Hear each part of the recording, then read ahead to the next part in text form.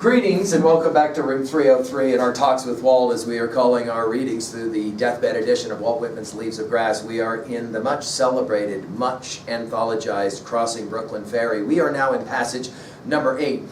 And once you've moved from passage number 6, which is that incredibly self-revelatory set of lines, right, the dark patches passage, to passage number 7, where he literally like reaches out and touches you. It's as if he's communicating directly with you. We now come to the concluding final 2 sections, and we'll work with 8 now and then 9 to follow. And right away we're going to see in passage 8 why it is that often Whitman is called the poet of Manhattan, the poet of New York.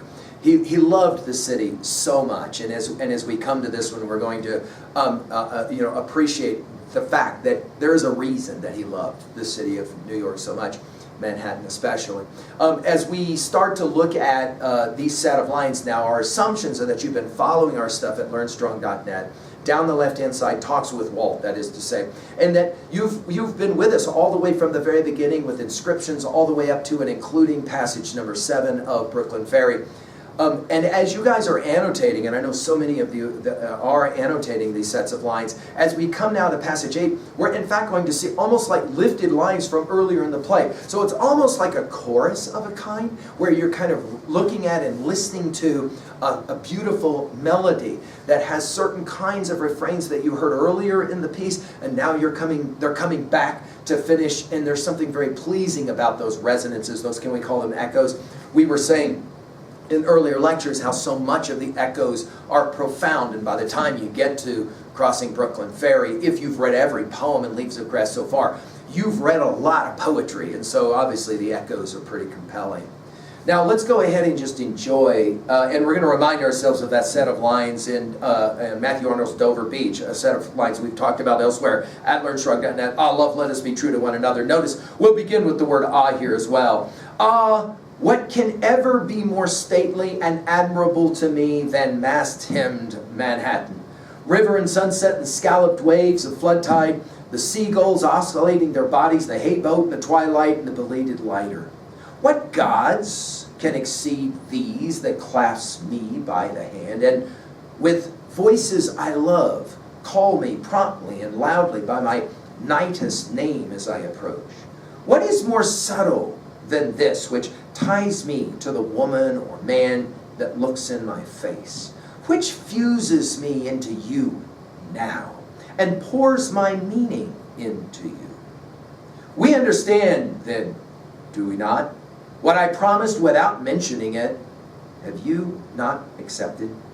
What the study could not teach, what the preaching could not accomplish, is accomplished. Is it not? Now we're going to finish by making some observations about how, if it is true that Whitman was interested in constructing the new religion and the new Bible, then obviously he's got to get to his "it is finished" line. And of course we're going to talk about how that "it is finished" line from the Gospel of John is of course being played out here as well. Let's begin though with this first word, ah. Go back and take a look at how that game gets played through Leaves of Grass. Ah, it's like, it's almost like I just did. You know how we do that? Like it's as if he wants to create this sense that it's just almost like impromptu, off the top of his head, like he's having a conversation, i.e. Talks with Walt. There's a reason why we've decided to call this series Talks with Walt, because it's as if Whitman's wanting to communicate with you. And what is it that we do sometimes when you communicate? Ah, and then notice we begin with another rhetorical question. What can ever be more stately and admirable? We've seen these ideas already represented in Leaves of Grass a number of times. To me, then, mast-hemmed Manhattan. And again, all of a sudden, we're going to begin to get some of these references that become echoes, right? Now, it's always been a question. At what point did it become possible to talk about New York and being a New York lover? You know, I mean, today, of course, you have the T-shirts, I love New York, and all of that. In many ways, it starts, believe it or not, with Whitman. Not to say that there weren't lovers of the city before Whitman, but it's Whitman who's able to put it in language like this. Stately, admirable. Notice river and sunset, and now there's almost like direct lines from passage 3 here, direct phrasing even. River and sunset and scalloped edge, waves of flood tide. Notice it is a question, right? It's like, what can be more amazing than this? It takes us back to Song of Myself, passage 46. You remember that I know I have the best of time and space and was ever measured and never will be measured. That is that informed optimism. We don't call it blind optimism for Whitman, because if you go back to passage 6, for example, of this poem, you know that there's times that he had those dark patches. So it isn't always sunshine and unicorns for Whitman. No. That's a silly sophomoric reading of Leaves of Grass. But it is an informed optimism. It is an informed joy. And of course, the city is a big part of that. The seagulls, we've heard these lines directly, right? The seagulls oscillating their bodies, the hayboat in the twilight, and the belated lighter. By the way, let's just point out that we are coming to the end of the poem, and here notice sunset and twilight is being mentioned. And now we're going to get 5 whats as we play around with these questions, these rhetorical questions. What gods can exceed these that clasp me by the hand and with voices I love call me promptly and loudly by my nightest name as I approach? By the way, this nightest name we'll comment in a second for both passage 6 as well as the very last lines of 9. But just to begin, notice he begins with gods. Song of Myself, passage 41, for those of you who are remembering, yeah, where did I read this one about? You know, the gods of the antique wars. And maybe from Song of Myself, passage 43, honoring the gods. So borrowing, of course, from his study of Marcus Aurelius's Meditations, a word that gets used, of course, in this poem. This idea of the gods as being somehow a little bit different from what he's talking about when he talks about deity. But he's linking himself, isn't he, back to an ancient classical tradition with the word gods. What gods can exceed these that clasp me by the hand? Now, of course, grasping, clasping, holding. We talked about the influence of Milton and the final lines from Paradise Lost as they leave Eden hand in hand. All of that's been a huge part of our study of Leaves of Grass, so it's not going to shock us that here he is. Again, it's almost as if he reaches out to grab your hand to pull you into the poetry that is so compelling. The idea of what can exceed these that clasp me by the hand, and with voices, think about all the voices of Leaves of Grass. Again, that's why we call it Talks with Walt, right? Voices, all the voices I love, call me promptly and loudly by my nightest name as I approach. And you'll remember that we use this same nightest name, call me by my nightest name, by clear, loud voices. So this is of young men. So we're back to passage 6. Nightest voice, nightest name will be, in fact, the very last words of this poem with an exclamation point. What does it even mean? I mean, nightest name? That is to say, the hidden name, the name that only a select few know. In other words, it's as if he's saying, you're so special to me, I will let you call me by my nightest name, my lover's name. It's beautiful. It's a beautiful way to say it. Notice we're back to approaching again one more time from passage number 7 in the opening lines, right? And then, what is more, again, more questions. What is more subtle? Go back to starting from Palmanac passage 11 to see his use of the word subtle there. What is more subtle than this which ties me to the woman or man that looks in my face? This looking in the face, of course, this idea from passage 48 of Song of Myself to look in the face and see deity there. This idea that deity is right there in front of you. This is going to be a compelling idea of Whitman's new religion, as he will call it, as we'll see here in a second, right? Tie, look at the next line. What fuses me, by the way, only used. We love to point this out if it's the only time in Leaves of Grass it gets used. Only as fuses to bring together. What fuses me into you now. Of course, the immediacy of the word now. And pours my meaning into you. This longing for understanding, as we've said before, is so precious to our reading of all of Leaves of Grass. By the way, Song of the Broad Axe, passage 5, we're going to hear this word pours one more time. Death pours its sweeping waves, and we'll come back to think about Brooklyn Ferry for sure when we do that. What is the question that he asks? Well, what is it that holds us all together? It's a fascinating question. It is fundamental to being an American. That becomes a legitimate question, and I think it remains so. What is it that ties us all together? I mean, I have said in many of these lectures that I think of all of the American writers, it is Whitman that we must be reading now. Why? Because more than ever, We need to look in each other's face. We need to ask, not about what divides us, not about what's so different from us, but what connects us, what fuses us, what ties us. What is it that allows us to understand each other in spite of all? Well, you don't understand, dude, today, the politics today. Whoa, whoa, wait a minute. Whitman lived through the American Civil War. Allow that to sink in for a moment. He understood that you can put people in a room who hate each other's guts so badly, they kill each other rather than talk to each other. And he says, through my art, I think we can figure out a way to fuse. I think we can figure out a way to tie together. It's compelling, allowing meaning to be poured into one. I mean, there's an interesting definition of what great reading is.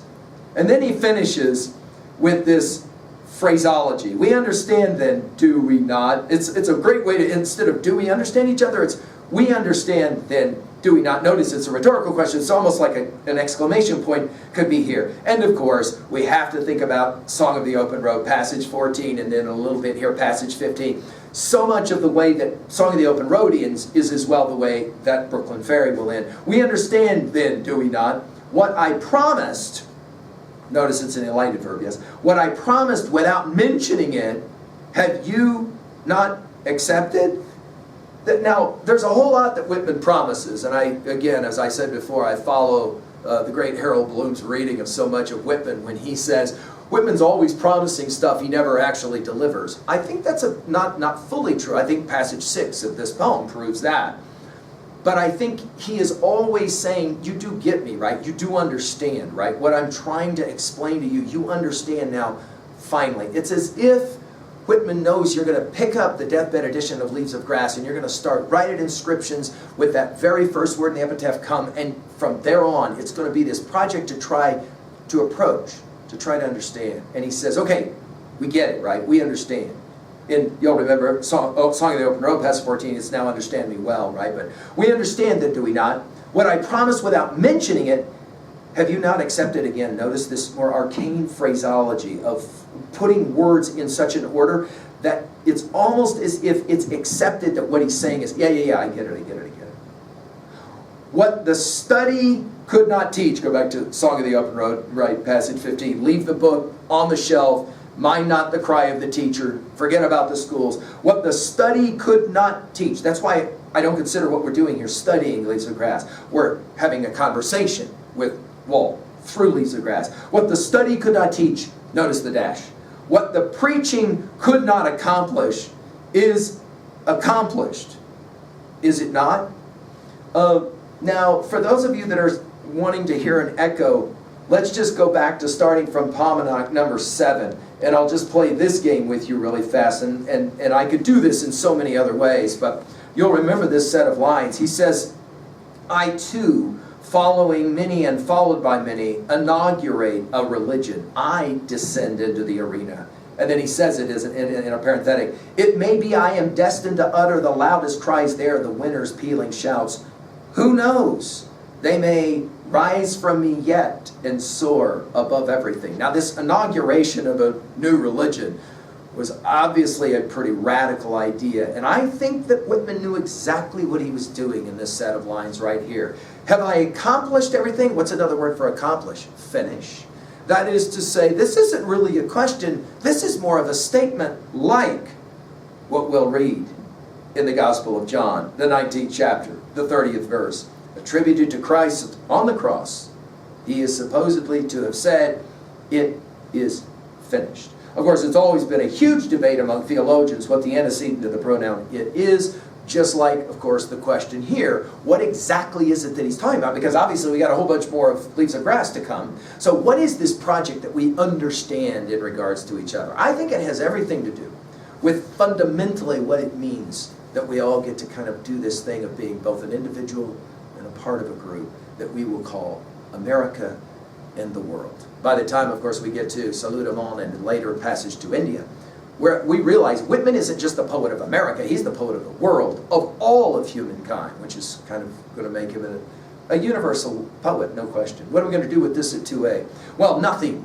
Whitman would argue, is greater to the artist than to be understood to be accepted, to be understood. You don't have to agree, but at least try to understand the project of Leaves of Grass, he's going to argue. And to be all of the echoes, amazing, right? These almost like direct quoting that he'll play this game. Again, like a song. I mentioned at 3:8 Dover Beach, all love, let us be true to one another. The book of John, the 19th chapter and the 30th verse, right? It is finished. This is compelling stuff. And for you, as we try to own this passage at the end now of our reading, who is the pal, the friend, the camarero, who clasps you by the hand? And of course, what was a time when you understood someone and you got it, right? Joyce calls it the epiphany. Or what was a time when you finally were understood, and how amazing did that feel? Well, we leave now the understanding, and we're coming to the end of our crossing, and we're ready for passage number 9 and the conclusion of Brooklyn Ferry. Thank you.